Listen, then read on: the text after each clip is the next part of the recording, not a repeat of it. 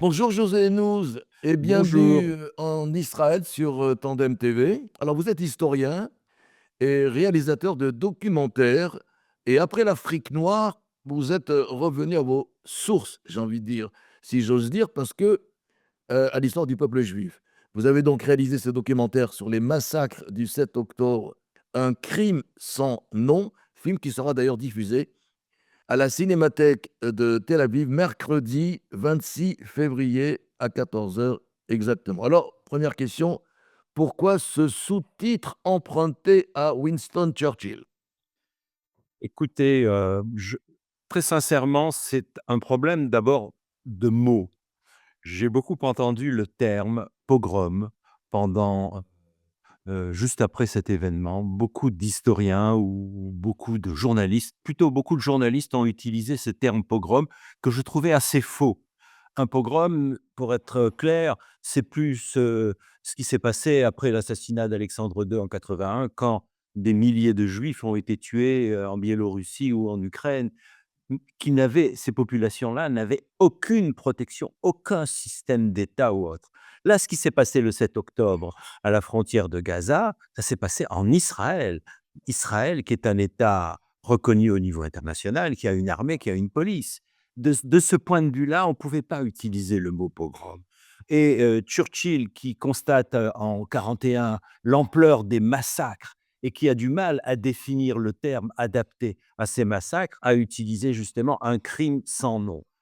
C'était dans la nécessité d'utiliser les mots justes pour pouvoir qualifier cet événement. On peut parler de massacre de masse à tendance génocidaire parce que les gens du Hamas cherchaient à tuer le plus de juifs possible, d'accord. Mais de là à utiliser le mot pogrom, il y avait là un glissement au niveau des mots qui me semblait pas juste. Démarrer sur une erreur de terme posait problème. C'est pour ça que j'ai utilisé, ce mot ou cette expression de Churchill et en même temps, ça faisait référence un petit peu en télescopage avec la Shoah, même si ça n'a pas à voir avec la Shoah. Mais très sincèrement, j'ai voulu mettre en résonance la Shoah et puis cet événement. Alors, vous avez recueilli plus de 60 témoignages et même si, autant le dire, la sobriété est une caractéristique de votre film, j'ai dû souvent arrêter de regarder, je l'avoue, certaines images très dures pour, comme je le fais maintenant, reprendre ma respiration, des images venant surtout des GoPro des terroristes. Alors, comment avez-vous pu supporter, c'est ma question, la vision répétée, puisque vous étiez derrière la caméra, de ces familles attachées avant d'être brûlées ensemble et de celles de ces jeunes filles, je vous cite, arrachées et jeté dans un camion après avoir été tâté animalement par, des mains qui souillent le sacré. C'est ce que vous écrivez quelque part, le tout au milieu des you-you. Comment avez pu, vous, José nous supporter toutes ces images, quoi? Écoutez, très sincèrement, j'ai très mal supporté, il faut être clair, j'en ai vu beaucoup. Vous savez qu'en Israël, il est très facile, d'obtenir, par, les services de police ou par le forum des familles des otages. La société israélienne est une société ouverte. C'est une société qui, lorsque vous lui demandez, des documents, elle met à disposition ces documents. Donc j'en ai vu beaucoup. J'ai vu le film d'abord qui est passé à l'Assemblée nationale. J'ai vu, après, évidemment, une des caractéristiques du 7 octobre, c'est que le Hamas a utilisé les réseaux sociaux. Donc ces images étaient absolument partout. Il n'était pas très difficile de les trouver et en même temps, la mise à disposition a été immédiate. J'ai vu des heures et des heures d'images et j'ai vu des atrocités que je n'ai pas montrées dans le film. Je vous le dis sincèrement parce que ça dépasse l'imagination. Ce que dit Zaka, ce que dit, On en Ben parlera de Zaka justement. oui, très sincèrement, c'est un dépassement de l'horreur. C'est le mal absolu et très sincèrement, jusqu'à aujourd'hui, j'ai du mal à m'en remettre. J'ai beaucoup travaillé pendant 1 an, mais jusqu'à aujourd'hui, je reste avec ces images dans la tête. Pour moi, ça a été une sidération considérable et après, la volonté de mettre à distance ces événements pour les comprendre et être le médiateur que je dois être, c'est-à-dire mettre, ce que j'ai vu et la compréhension de ce que j'ai vu au service du public. Mais très grande difficulté à voir ces images. Alors justement, vous avez dit que le 7 octobre a réveillé chez vous une peur existentielle de l'anéantissement. Expliquez-nous. Oui, très sincèrement, s je le 7 octobre, au matin, quand on a eu les premières informations en France qu'il s'était passé quelque chose à la frontière de Gaza, c'était un choc. Pour le qualifier plus exactement, j'ai utilisé le mot de sidération. C'est une sidération, mais c'était une peur. On revenait à quelque chose qu'on avait un tout petit peu oublié. C'est-à-dire, je repensais à tout ce que j'ai pu étudier dans ma vie sur la Shoah, et cetera, et je voyais subitement, ces populations abattues, massacrées, torturées, brûlées, et cetera. Pour moi, ça a été un moment vraiment très difficile et en fait, très rapidement, mais vraiment très rapidement, 2 3 jours après, je me suis dit: «Il faut que je travaille sur cette question. Il faut absolument essayer de comprendre plus complètement cette question pour en faire un film». Parce que bon, c'est quand même mon travail maintenant. Je réalise des films, mais me suis lancé très vite dans, la réalisation de ce film. Le premier jour, ça a été un choc. Un choc, mais je crois que c'est un choc partagé. La plupart des populations juives dans le monde où la plupart des Israéliens sont restés bouche bée. Ils étaient sidérés. Comment se fait-il que des populations à la frontière de Gaza aient pu être massacrées de la sorte? À la fois, il y avait le degré de la barbarie, mais il y avait aussi pourquoi? Il y avait une question sur le pourquoi. Pourquoi l'armée n'était pas là? Comment se fait-il que l'armée à ce moment-là n'était pas là? Donc il y avait cette double question qui enclenchait sur l'idée et le rappel de ce qu'avait été la Shoah ou tous les pogroms qui avaient eu lieu auparavant et c'était quelque chose d'extrêmement nouveau, cette population. Je pense, excusez-moi, je pense à une image dans le film du Hamas où les gens sont à l'intérieur d'Israël dans des 4x4 et ils hurlent: «On est tout près de Berry». Ils n'en revenaient pas eux-mêmes qu'ils aient pu arriver aussi loin et qu'ils aient pu faire cela. Ils s'attendaient à une résistance qui n'a pas eu lieu. Alors, justement, le Hamas, à défaut d'éradiquer Israël, la terre d'Israël, a voulu déséquilibrer tout un peuple et en fait, le faire vivre dans un état de peur constante. Vous parliez de sidération. Finalement, n'est-ce pas là la définition du génocide? C'est pour ça que je pense qu'il faut dire massacre à tendance génocidaire. Ça, c'est très important.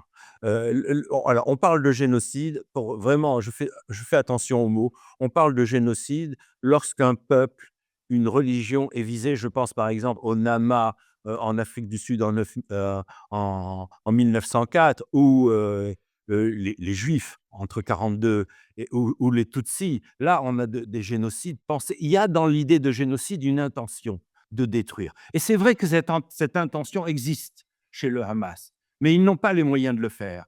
Très sincèrement, ils n'ont pas les moyens de le faire. Mais l'idée de tuer le plus de juifs possible est une idée qui est effectivement ancrée dans la stratégie du Hamas. C'est une stratégie, hein. Ils l'ont bien mis au point, cette stratégie. Ils y ont bien pensé. Je montre des images de l'entraînement du Hamas juste avant. Ils ont pensé. Les Israéliens n'ont pas cru, n'ont pas imaginé qu'ils pouvaient franchir cette barrière électronique, entrer dans les kibboutz et massacrer. Et puis les gens des kibboutz avaient aussi très peu de précautions. Alors, justement, vous avez cité Ihoud Hatzalah, c'est-à-dire Zaka.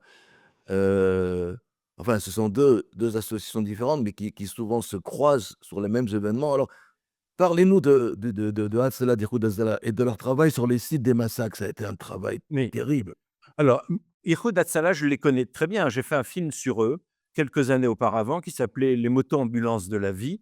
Donc si vous voulez, j'avais pas mal de contacts avec eux, ce qui m'a permis, dès mon arrivée, de recontacter Eli Bir et toute l'équipe de direction ils m'ont ouvert les portes et comme d'habitude, ils m'ont expliqué leurs actions le premier jour. En fait, Dovi Mazel, qui parle dans le film et qui raconte comment, dans un premier temps, il a cru à un accident monumental sur les routes du Sud. Après, il s'est dit: «Non, c'est pas un accident, c'est pas possible. Combien de morts?» Et là, quand il a commencé à compter les morts, tous leurs protocoles ne fonctionnaient plus.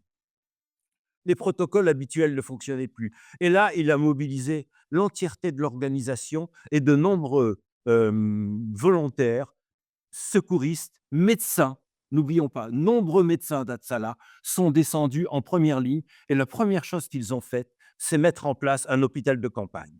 Ils ont mis en place un hôpital de campagne, mobilisé leurs hélicoptères en rapport avec les hélicoptères de l'armée et ils se sont mis au travail et l'un des témoins dit: «On s'est mis en mode robot».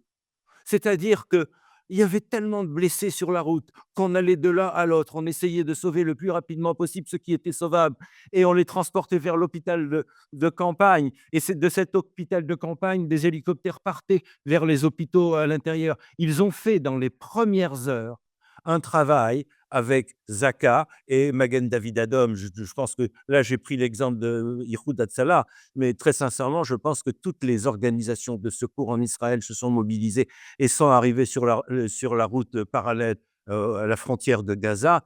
Et là, ils ont vu l'horreur parce que le Hamas se sont mis, les combattants du Hamas se sont mis, Les Noukba, oui. oui, ils se sont mis dans des endroits cachés avec des mitraillettes et lorsque les voitures essayaient de s'échapper, de Nova, Il les ils arrosait, ouais. ils les arrosaient. Donc ça faisait sur la route des milliers de morts, des Ouais. centaines de morts, pardon. Restons sur des chiffres plutôt justes. Donc Hatzalah a été en première ligne et ça a été mon premier contact et j'ai bien fait de les rencontrer parce que ça m'a permis tout de suite de comprendre le déclenchement du mécanisme.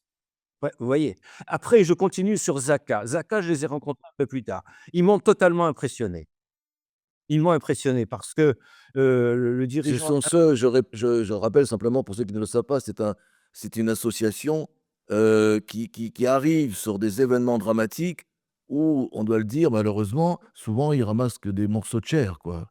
oui, ils ramassent des morceaux de chair parce que dans la religion juive, la vie est plus importante que tout et on doit enterrer les différentes parties du corps et vraiment, c'est pour eux, c'est une mitzvah fondamentale. C'est extrêmement dur ce qu'ils font. On peut pas, je crois que beaucoup de gens n'imaginent pas.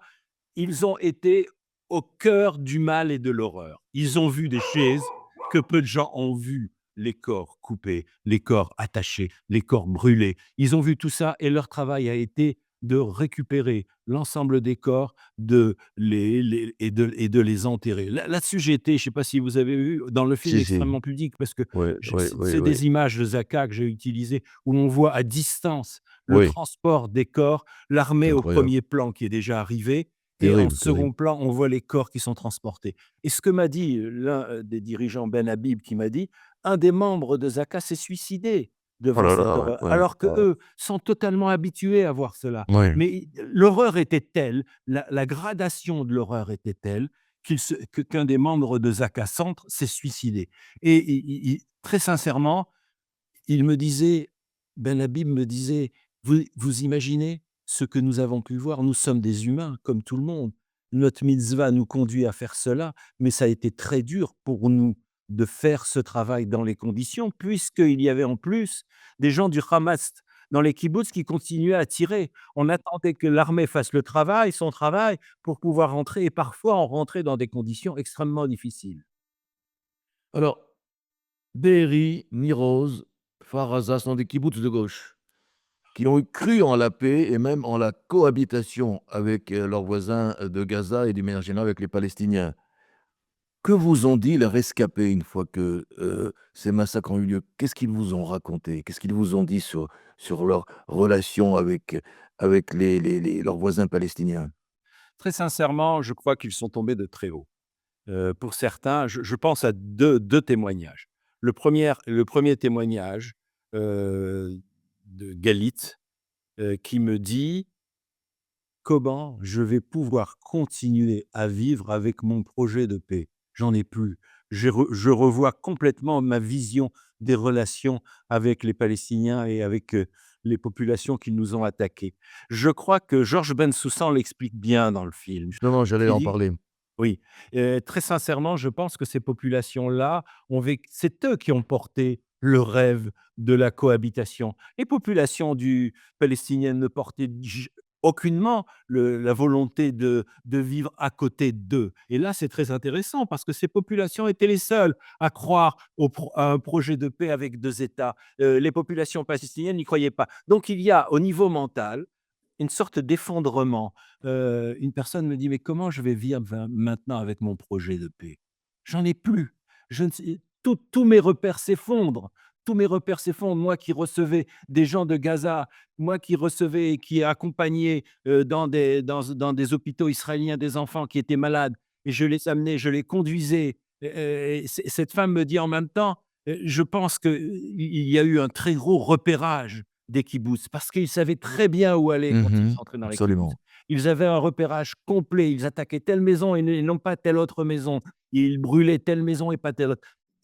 En fait, ces populations qui sont, je pense qu'elles sont encore parce que, je ne sais pas comment elles vivent. Il serait maintenant intéressant de reposer toutes ces questions aux mêmes personnes, pour voir. Mais au moment où je les ai interviewées, entre novembre et juin, il y avait un effondrement de leur conception mentale par rapport à ce projet de paix.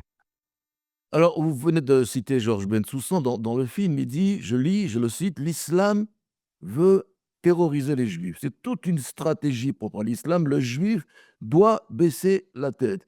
Il nous dit aussi l'énorme frustration sexuelle d'une société arabe dans laquelle le viol est une façon de dire aux juifs de rester à leur place de dhimmi. Le viol est une arme essentielle, je continue à citer Bensoussan, une arme essentielle d'humiliation, disons aux dhimmi qui n'aurait jamais dû sortir de sa condition. José Nouz, n'avez-vous pas eu peur justement des réactions arabes et musulmanes? Oui, très sincèrement, je pense que oui, oui, oui, j'ai effectivement eu une certaine inquiétude, mais mon désir de comprendre et transmettre cette compréhension est beaucoup plus importante, que cette peur. Georges Bensoussan, qui relie bien la notion de dimitude à ces événements, en disant: «Ces populations-là, ont considéré que les Juifs étaient des dhimmis, des inférieurs, des protégés». Mais protégés contre qui? Contre eux-mêmes, parce que la protection, elle ne pouvait s'exercer que contre eux-mêmes. Lui montre bien que à la fois, les militants du Hamas, les combattants du Hamas ont eu le sentiment de reprendre cette position de supériorité dans ce qu'ils ont fait dans ces kibboutz. On humilie. L'humiliation, c'était de brûler, de tuer, de violer femmes et hommes. On a la publication qui vient de sortir, Crimes et violences sexuelles en Israël, où, on a pas mal de témoignages maintenant, mais ça, c'est un travail qui reste à faire, hein. Là, très sincèrement, je pense qu'il sera fait dans les années à venir. Mais ces humiliations, ces tortures, mais aussi ces viols, ramener la femme juive dans son état de dimitude et de dépendance, nous les combattants, je cite, supérieurs. D'ailleurs, j'ai oublié ce mot de combattant pour parler de terroriste, hein, Oui, franchement. oui, je pense, oui, vous avez raison. Vous avez raison, c'est j'ai des je cherche rapidement le terme, mais c'est vrai que c'est à partir du moment où il tue de cette manière-là, il faut réintroduire la morale et en réintroduisant la morale, le bien, le mal, c'est la terreur qu'ils cherchent à faire et ce sont des terroristes au sens premier du terme, c'est un terrorisme direct. Persécuter, assassiner et violer pour ramener les femmes et les hommes juifs dans leur situation de dimitude, c'est-à-dire de dépendance. Nous, les terroristes, je parle en leur nom là, nous sommes supérieurs et nous les dépassons. Et là, ils se sont retrouvés dans cette situation. Alors la vraie question, c'est de savoir quelle était leur stratégie. Que voulaient-ils faire?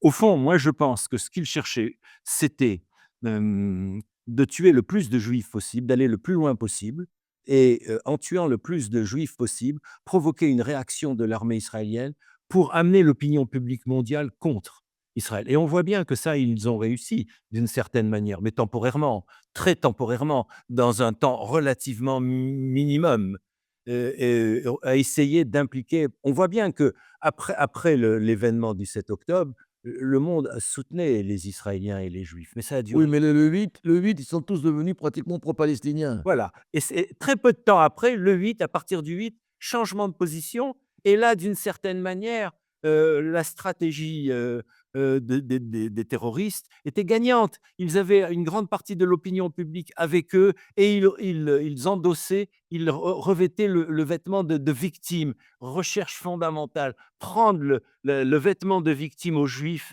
depuis la Shoah, leur emprunter ce vêtement de victime pour être, soutenu par une opinion publique qui fonctionne qu'à terme de slogans et d'images toutes faites sans essayer de comprendre ce qui s'est passé.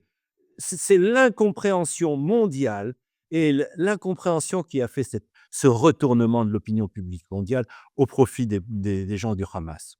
Alors, il y a des psychiatres qui interviennent dans votre film, principalement Michel Gad-Volkovitch, qui parlent et justement avec eux, vous évoquez longuement donc la face cachée, j'ai envie de dire psychopathologique du 7 octobre. Pourquoi insister sur ce que j'appelle moi une face cachée, mais qui ne l'est pas en réalité, sur la face psychopathologique du 7 octobre? Alors d'abord parce que le monde juif considère que la vie, c'est essentiel. C'est un combat pour la vie. Le judaïsme, c'est un combat pour la vie. Et s'intéresser aux personnes qui ont été touchées par, cette sidération, par la vision des horreurs comme témoin, il était important de bien mettre en évidence ces traumas. Ces traumas, comme dit Michel Gad ou comme dit, les autres psychanalystes, Bantzmann et cetera. Et j'ai voulu vraiment insister sur cette partie-là parce que ça m'a paru essentiel de comprendre, le niveau du traumatisme. Le traumatisme quand même pour tous les témoins ou pour tout humain, je n'ai pas envie de dire témoin seulement, pour tout humain qui voit cela, est relativement de grand. Et comprendre le traumatisme, c'est comprendre l'horreur de l'événement. Donc on est passé par cela. C'est pour ça que j'ai vraiment travaillé dans une partie du film sur les traumas. Sur les traumas et il n'y a pas très longtemps de cela, il y a eu à Paris une soirée Chibolette avec énormément de psychanalystes et très Oui, sincèrement, Shibboleth, oui. c'est important de voir le niveau du trauma, heu, des populations touchées et voire même du trauma de la société israélienne, parce que la société israélienne, elle a eu une résilience exceptionnelle jusqu'à aujourd'hui. Parce que le nombre de morts, d'enfants qui sont au combat et qui meurent, le nombre de personnes, d'amis qui ont été touchés par, ces massacres et cetera. Mais en même temps, la société israélienne est restée vraiment très soudée dans cette période et ce n'est pas fini. C'est pas un événement terminé. Vous voyez, on est Non, en plein milieu. oui, On on est est en en plein plein milieu. milieu de l'événement, C'est les otages absolument. reviennent lentement dans des conditions là, la sidération revient avec les 3 Oui, dé oui, les les 3 personnes qui avant-derniers, les avant-derniers, oui. c'est quand même assez fou et de ce point de vue-là, montrer l'importance des traumas, disséquer un peu le trauma, la particularité du trauma israélien composé d'une société de héros, mais des gens touchés par, par ces horreurs, il était important de le faire et d'en débattre avec des spécialistes. Là, par contre, moi, je ne suis pas spécialiste, je les ai écoutés plutôt et je pense que j'ai bien fait d'écouter Michel Gad, Volkovitz, Bantman, Gerkov qui est à l'hôpital de Haïfa et cetera. Toutes ces personnes qui m'ont éclairé sur le sens et la situation des gens. Alors, les gens sont traumatisés, mais en même temps, ils en sortiront grandis parce que la société israélienne s'occupe de cela. Elle laisse pas tomber. Vous voyez la Mmh, différence, exemple, absolument. nombreuses sociétés ont dit: «Bon, d'accord, Ouais, ils sont traumatisés, ils vont suivre un chemin». Mais, il y a une préoccupation énorme de ces personnes qui tout à sont fait, en situation de réflexion, prise en charge par des psychanalystes, psychiatres, tout à des fait. services Il y a un d'urgence. suivi post-traumatique absolument en Il y a un Israël, qui suivi touche pas simplement post-traumatique des soldats, mais également des civils. absolument, absolument et Tal raconte qu'elle est suivie, par un psychanalyste et que, juste après l'événement, elle a passé son temps à prendre des douches pour se laver de l'événement. Ouais, Nadav raconte, que pendant un certain temps, quand il allait dans une fête, il regardait les portes. Il avait peur que la musique induise, systématiquement des tirs et cetera. Donc si vous voulez ça, ils pourront sortir, il faut en parler. Il faut travailler avec des gens et ça, très sincèrement, j'ai perçu la prise en charge, de la société israélienne sur ce problème. alors dernière question, José Nouz, comment expliquez-vous que votre film a été refusé par les principales chaînes françaises? Alors là, si vous voulez, j'ai fait 16 films jusqu'au jour d'aujourd'hui. Tous les films sur l'Afrique, systématiquement, sont passés à la télé. Bien sûr, D'accord? oui, Aucun problème. Jusqu'au film sur la Shoah, le film, Les orphelins de la Shoah de les enfants de la Montmorency, chose. c'est passé à la télé. À partir du moment où, j'ai fait aussi un film sur les Juifs, du Nigeria qui est passé à la télé. Parce que ça, c'était des commandes de chaînes de télévision, des productions avec, la chaîne Toute l'Histoire ou avec TV5 Monde et cetera. Les films qui ne sont plus passés à la télé sont, le film sur les secours d'urgence en Israël, où je montre des religieux, des musulmans, des bédouins, des druzes qui travaillent ensemble pour sauver la vie et ça, la réponse qui m'avait été donnée par Arte à ce moment-là, c'est un film trop favorable à Israël. Le film sur Georges Incroyable. Bensoussan, je suis rentré dans le bannissement. Georges a été banni des médias Oui, et faire un absolument. film, je l'ai fait et je regrette pas du tout, c'était très important que je le fasse. D'abord pour soutenir et montrer que c'était une erreur totale d'imaginer, Georges Bensoussan islamophobe. Ce film-là n'est pas passé évidemment, mais par contre, nous, on est passé dans de nombreuses villes de France où on a eu constamment des salles pleines. Voilà, c et puis après j'ai fait ce film.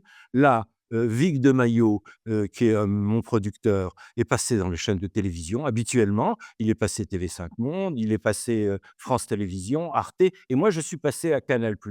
Et Canal me répond, ils ont vu le film, ils ont étudié en commission et cetera. C'est intéressant la réponse de Canal. Le film est passionnant, je les cite, hein: «Passionnant, extrêmement intéressant, mais loin de notre ligne éditoriale». Fin de citation. Que veut dire loin de notre ligne éditoriale pour Surtout un qu'ils sont film? plutôt à droite maintenant, d'après ce qu'on nous dit, C'est bien plus compliqué que ça. ah bon? Je pense que Canal oscille entre un petit peu, les uns les autres. Ce qu'on ne veut pas en France, c'est toucher au consensus et Oui. ce film Ou risque de politiquement déranger. correct, soi-disant. Exactement, politiquement correct. Et pourtant, vous avez vu les points d'équilibre que j'ai faits. Toutes les images dans mon film sont identifiées. Images du Hamas, images de l'armée israélienne. En haut à droite, il y a vraiment un travail et j'ai rejeté tout ce qui n'était pas factuel dans le film. Alors pourquoi? Et ben, tout simplement parce que, c'est l'approche que j'ai n'est pas acceptable pour eux. Alors voilà, la décision a été simple, c'est de voir avec I24 et I24 a fait un beau travail, discussion. I24 l'a diffusé, absolument. L'a diffusé 4 fois, l'a diffusé 4 fois et on essaie de voir avec eux pour qu'ils diffusent aussi le film sur Georges Bensoussan parce que d'une certaine manière, Très important. c'est très important que plus de monde le voit et nous sommes en train de préparer un film sur les juifs du monde arabe.